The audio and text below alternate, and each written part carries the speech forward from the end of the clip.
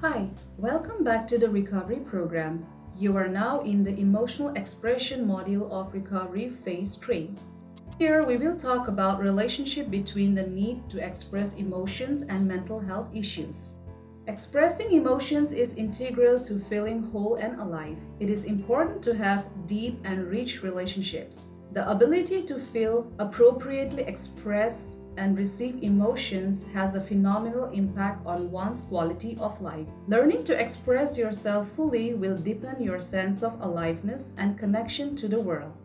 Learning how to feel and appropriately express our emotions is a skill that we learn throughout growing up. The early experiences of one's life create beliefs and patterns about expressing our feelings. At times, messages like anger is bad or you must not show this emotion might now be keeping you locked into rigid emotional patterns. These experiences and thought patterns hamper you from living an enriched life and to be connected to others around you. Now, when we have discussed about emotions and the repercussions of not being able to express this, we must learn a way to work on this. The first thing is to remember that it's never too late to learn about how to eradicate these thoughts learned earlier in life, and it's never too late to learn how to fully and appropriately express your feelings and emotions. It is a well-known fact that feelings and emotions are really important aspect of our lives, but the more important thing is to express this out. The problem is that somehow most of us have been brought up to disregard a few negative emotions like expressing anger, guilt, failure, and shame. At times, we do this because we are scared that we will hurt the feelings of other people.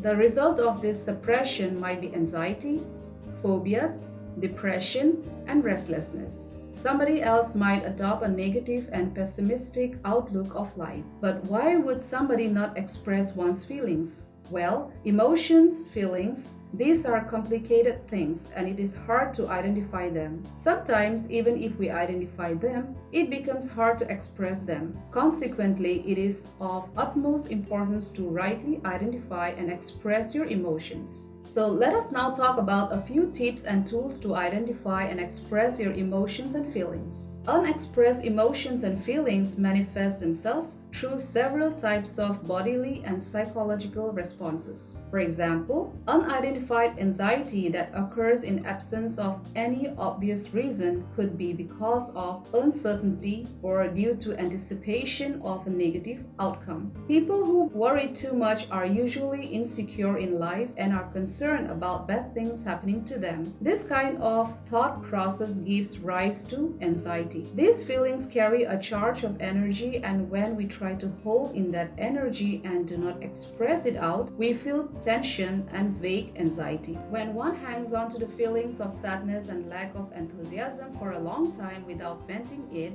one tends to get depressed. If we vent this out, we feel relieved.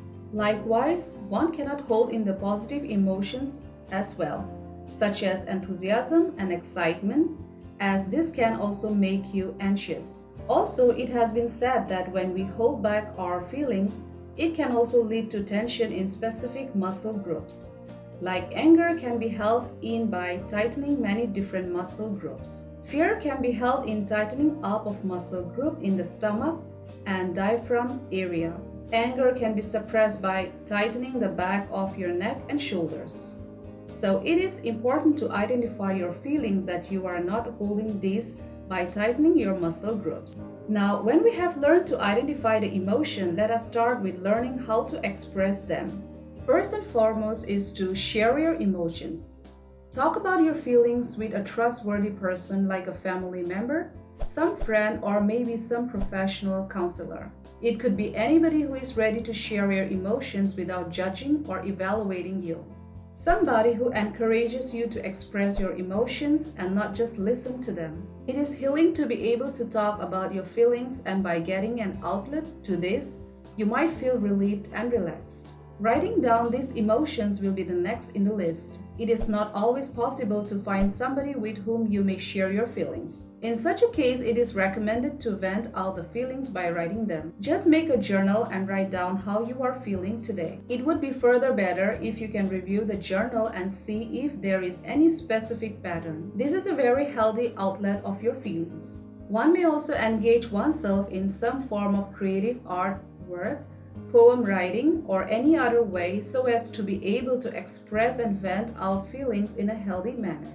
The third one is to express your sadness. Withholding this emotion can cause a huge stress on your body as well as mind. There are times when we feel sad, but we have trouble shedding tears. It is recommended to listen to some evocative music, watch some emotional movie, or read some book to surface the feelings of sadness and be able to shed tears. Remember, it is injurious to hold in the sadness.